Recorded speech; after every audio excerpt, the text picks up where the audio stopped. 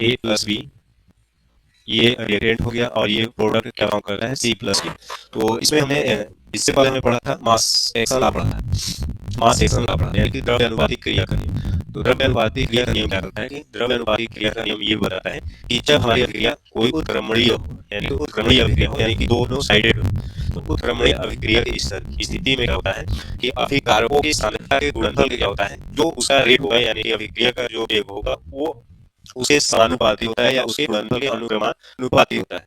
तो यहाँ पे एक हमारी अभिक्रिया अग्र दिशा में हो रही है और दूसरी अभिक्रिया किस दिशा में हो रही है, पश्चिम दिशा में। तो अग्र दिशा में अगर होगी तो उसके लिए हमारा क्या होगा, ये अभिकारक होगा, और अगर पश्चिम दिशा में होगी तो उसके लिए अभिकारक क्या होगा, ये होगा। ठीक, अगर हमारा अग्र दिशा में होगी, यहाँ से लिखते हैं द्रव्य अनुपातिक क्रिया के नियम के अनुसार according to mass action law, यहाँ से क्या हो जाएगा, ये फॉरवर्ड डायरेक्शन में हमारा अभिक्रिया का वेग होगा। तो यहाँ से लिखेंगे क्या, rate of reaction in forward direction में। ठीक, फॉरवर्ड डायरेक्शन में अभिक्रिया का वेग। तो ये क्या होता है, अभिकारकों के सक्रिय द्रव्यमान बोले या सांद्रता बोले। और इसमें हमने बताया था कि जो हमारा सक्रिय द्रव्यमान होता है उसको इस वाले बड़े वाले ब्रैकेट से क्या करते हैं, दिखाते हैं। ये क्या होगा, डायरेक्टली प्रोपोर्शनल होगा, यानी कि समानुपाती होगा किसके, अभिकारकों के सांद्रता के गुणनफल। तो ए है और क्या है, बी है। एक अभिकारक हमारा ए हो गया और बी हमारा हो गया दूसरा अभिकारक, इसके सांद्रता के गुणनफल के समानुपात। प्रोपोर्शनल है तो एक हम क्या लगाएंगे, कांस्टेंट लगाएंगे। तो इक्वल, प्रोपोर्शनल को हटाएंगे तो एक हमारा कांस्टेंट k1 लगा देते हैं। यहाँ से क्या हो जाएगा, ए और बी हो जाएगा। ठीक, इसके बाद फाइंड आउट करते हैं rate of reaction in backward. Backward का मतलब होता है पश्चिम दिशा में। अब यहाँ पीछे की दिशा से जब शुरू करेंगे तो यहाँ पे हमारा क्या होगा, अभिकारक सी और डी होगा। तो ये डायरेक्टली प्रोपोर्शनल होगा सी और डी के। एक हम अग्र दिशा के लिए देखेंगे और एक हम किसके लिए देखेंगे, पश्चिम दिशा के लिए। तो यहाँ से भी क्या करेंगे, प्रोपोर्शनल को हटाएंगे तो एक हमारा कांस्टेंट आएगा K2, इसको मान लेते हैं। ये C हो गया और ये क्या हो जाएगा, हमारा D का सांद्रता हो जाएगा। ठीक, अब यहाँ पे हम क्या फाइंड कर रहे हैं, इक्विलिब्रियम कांस्टेंट फाइंड करना है। तो इक्विलिब्रियम का मतलब क्या होता है कि जहाँ पे अभिक्रिया जो होती है, तो अभिक्रिया का अग्रवेग और अभिक्रिया का पश्च वेग, जहाँ पे दोनों क्या हो जाते हैं, बराबर हो जाते हैं। अभिक्रिया का अग्रवेग बराबर अभिक्रिया का पश्च वेग, दोनों वेग बराबर हो जाएंगे तो उसी को हम क्या बोलते हैं, साम्यावस्था, यानी कि इक्विलिब्रियम बोलते हैं। ठीक, तो जहाँ पे अभिक्रिया का अग्रवेग जहाँ पे अभिक्रिया का पश्च वेग के बराबर हो जाएगा उसको हम क्या बोलेंगे, इक्विलिब्रियम। तो यहाँ पे लिखते हैं क्या है, ऑन इक्विलिब्रियम, ऑन इक्विलिब्रियम। यहाँ से क्या हो जाएगा हमारा, यहाँ से हमारा हो जाएगा rate of reaction in forward equal to क्या हो जाएगा, rate of reaction in backward. ठीक, तो फॉरवर्ड में जो रेट ऑफ रिएक्शन है इसको देख लीजिए। यहाँ से क्या आ जाएगा, K1 A और इधर B इक्वल टू क्या हो जाएगा, इधर आपका K2 और हो जाएगा C और हो जाएगा आपका D। ठीक, K2 को हम इस साइड अगर लेते आते हैं, K2 को अगर हम इस साइड लेते हैं तो क्या हो जाएगा, यहाँ से K1/K2, K1/K2, इधर हो जाएगा आपका C, इधर हो जाएगा आपका D, इसके बाद हो जाएगा A और इधर हो जाएगा आपका B। ठीक, K1/K2 को ही हम क्या बोलते हैं, KC बोलते हैं। और ये क्या होता है, K1/K2 के इक्वल होता है। तो जो K1 होता है वो अग्र अभिक्रिया का वेग स्थिरांक होता है और जो K2 होता है वो हमारा पश्च अभिक्रिया का वेग स्थिरांक होता है। यहाँ से लिख लेते हैं, वेयर K1 इक्वल टू क्या हो जाएगा, rate constant of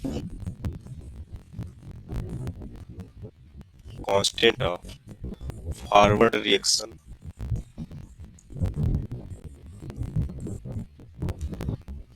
rate constant of forward reaction,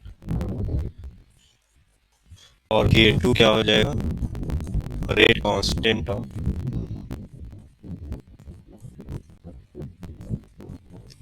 backward reaction.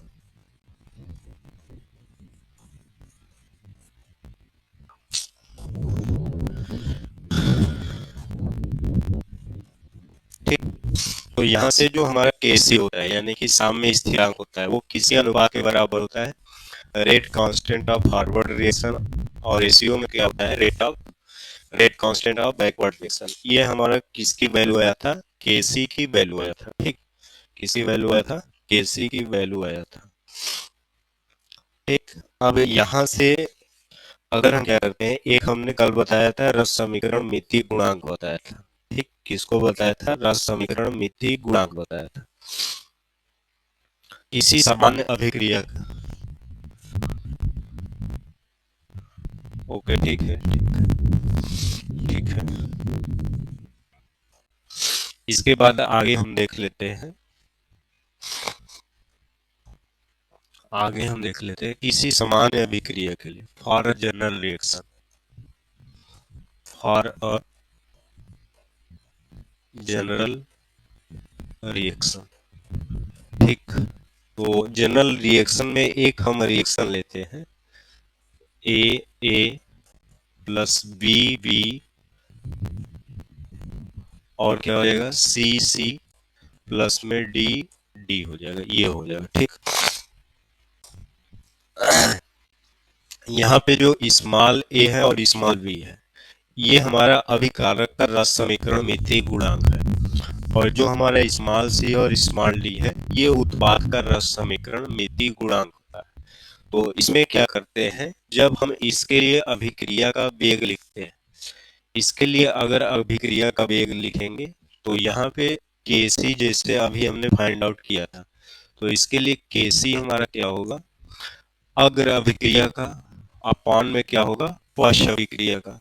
तो अग्र अभिक्रिया के लिए हमारा क्या आ जाएगा, सी आ जाएगा, क्या आ जाएगा सी, और इसका जो रस समीकरण मिति गुणांक होता है यानी कि स्मॉल सी ये इसके पावर पे चला आता है। इसके बाद होता है कैपिटल डी हमारा उत्पाद, और इसका जो हमारा रस समीकरण मिति गुणांक होता है ये इसके पावर पे चला आता है। ठीक, ये इसके पावर पे चला आता है। अपॉन में क्या हो जाता है, ए अपॉन पावर में इसका रस समीकरण मिति गुणांक ए हो जाता है, और यहाँ पे क्या हो जाता है बी, और यहाँ पे पावर में क्या हो जाता है बी।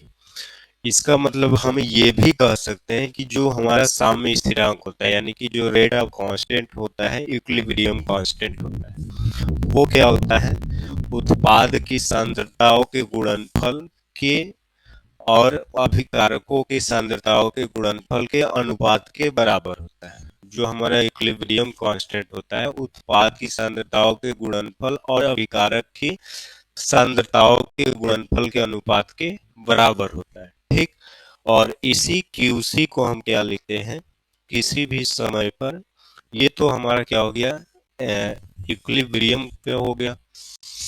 इसको थोड़ा सा एज हम नीचे लेकर आते हैं, नीचे की ओर लेकर आते हैं। तो ये हमारा कब होगा, ऑन इक्विलिब्रियम हो, कब होगा ऑन इक्विलिब्रियम।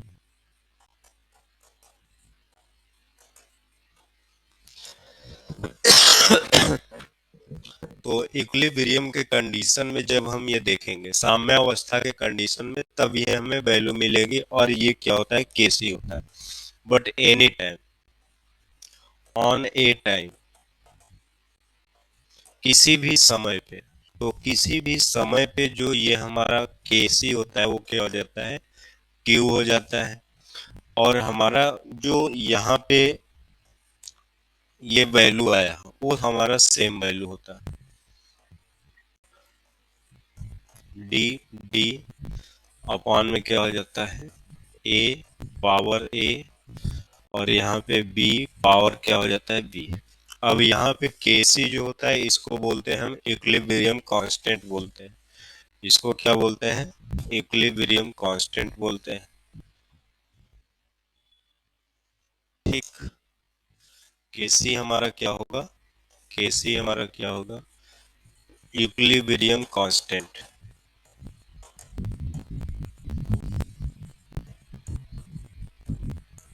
ठीक, और जो हमारा क्यू होता है तो क्यू होता है इसको हम बोलते हैं रिएक्शन क्वोशिएंट बोलते हैं, रिएक्शन क्वोशिएंट बोलते हैं।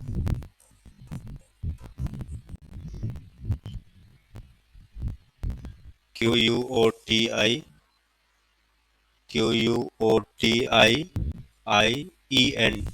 क्वोशिएंट।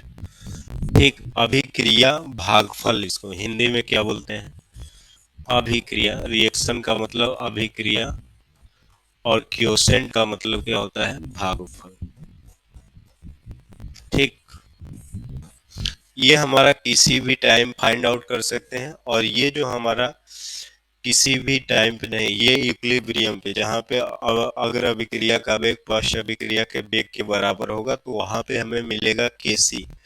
और किसी भी टाइम के लिए अगर फाइंड करते हैं तो इसको हम क्या लिखते हैं? रिएक्शन क्वोशिएंट लिखते हैं। ठीक, इसको क्या बोलेंगे? रिएक्शन क्वोशिएंट बोलेंगे। और यहाँ पे एक हम रिलेशन फाइंड आउट करते हैं। रिलेशन क्या फाइंड आउट करेंगे?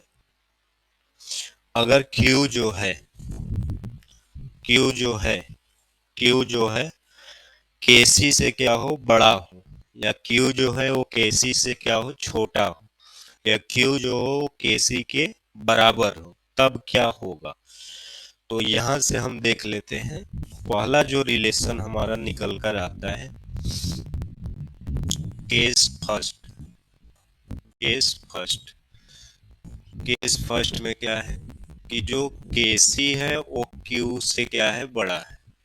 Kc जो है वो Q से बड़ा है, तब अभिक्रिया जो होगी वो हमारी फॉरवर्ड डायरेक्शन में होगी। The reaction be in forward.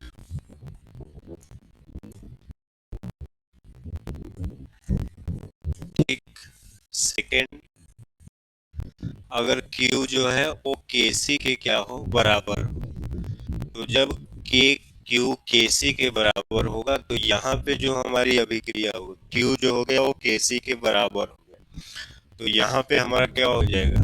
Reaction is in equilibrium.